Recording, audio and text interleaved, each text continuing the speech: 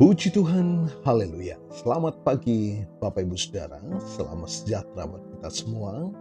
Puji Tuhan. Saya Pendeta Kawi Armiasa, Gembala Sidang GPDI Philadelphia Dompu.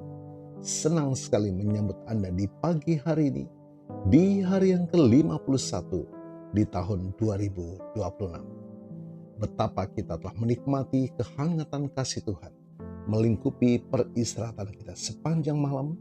Dan kembali pagi ini kita dibangunkan dengan tubuh yang sehat walafiat. Amin. Terpujilah nama Tuhan. Walaupun mungkin ada di antara kita yang sedang menjalani perawatan kesehatan, baik di rumah ataupun di hospital, tetapi yakinlah kasih dan kuasa-Nya yang tidak pernah berubah sedang memulihkan, menyembuhkan saudara. Amin. Dalam nama Tuhan Yesus. Puji Tuhan.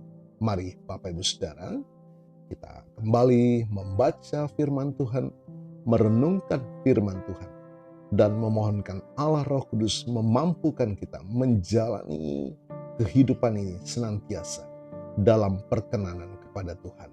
Puji Tuhan. Mari kita akan bersama-sama membaca satu bagian firman Tuhan dalam tema melampaui batas kemungkinan.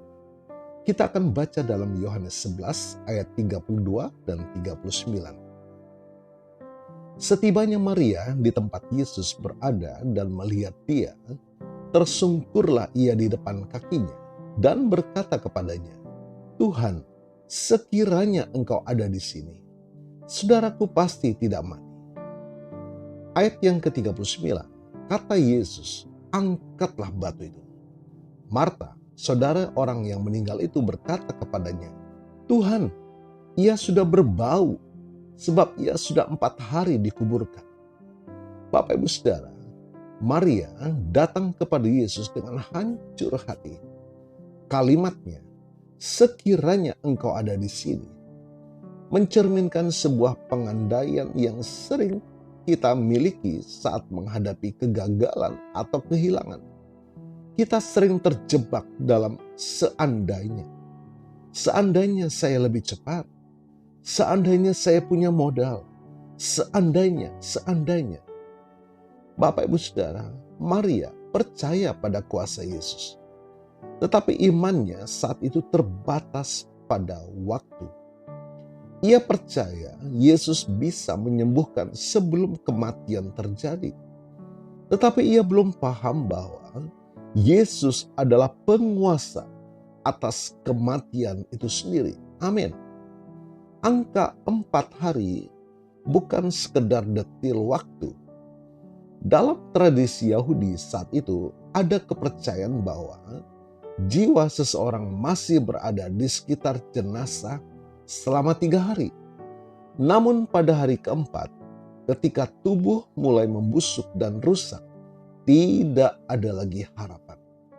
Nah, pernyataan Maria dan Marta menunjukkan bahwa mereka telah sampai pada titik mustahil.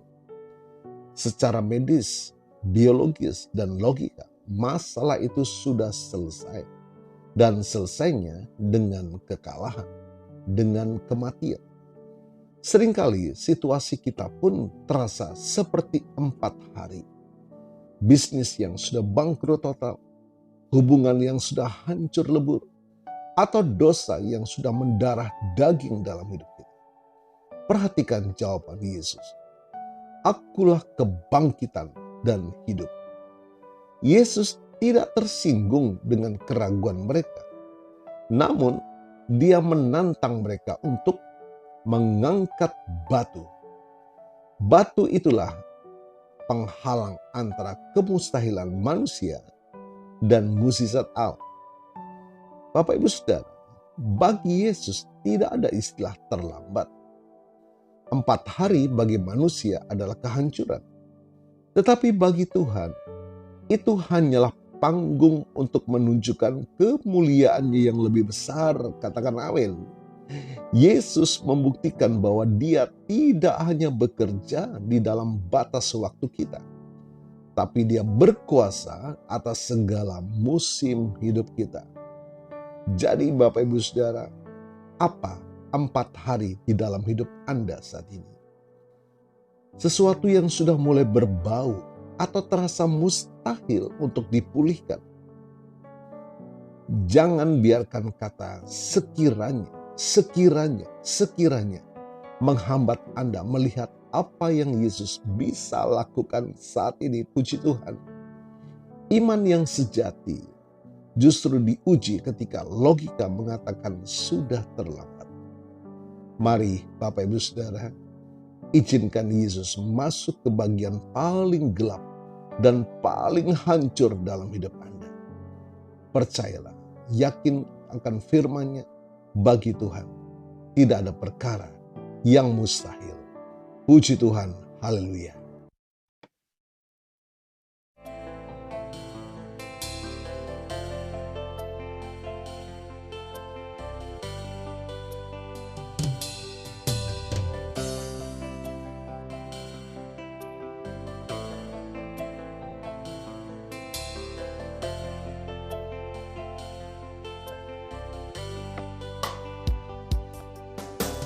Ku yakin saat kau berfirman,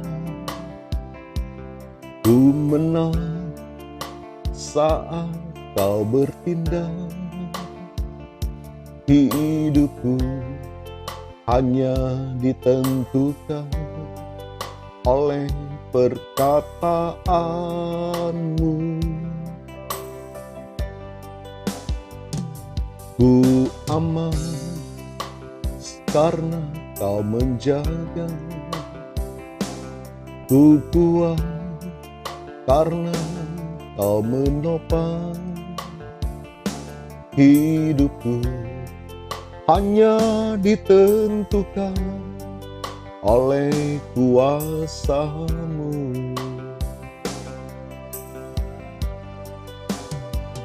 Bagi Tuhan tak ada yang mustahil. Bagi Tuhan tak ada yang tak mungkin. Mukjizatnya disediakan bagiku. Ku diangkat dan dipulihkannya.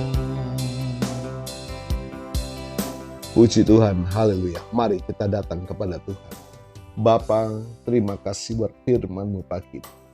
Mengingatkan kami, menyadarkan kami akan kuasa firman-Mu Tuhan. Ampuni kami selama ini Tuhan, meragukan kasih dan kuasa.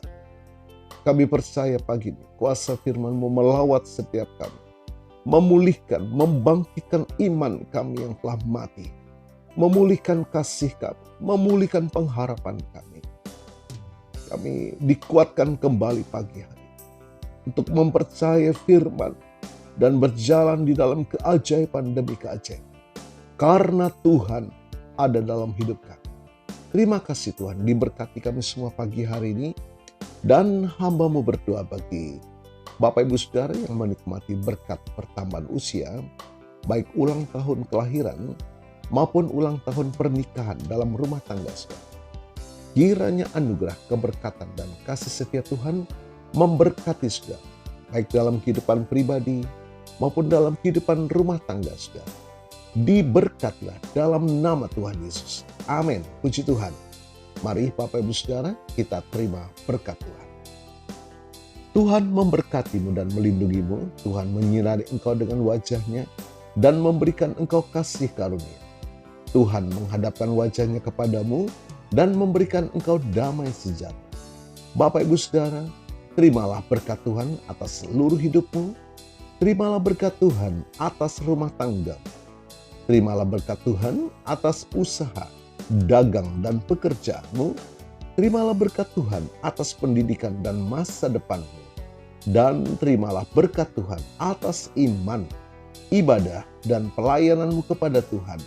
Diberkatilah engkau berlimpah-limpah, baik jasmani dan rohani, hari ini sepanjang masa, sampai Tuhan Yesus datang kembali di dalam berkat nama Tuhan Yesus Kristus.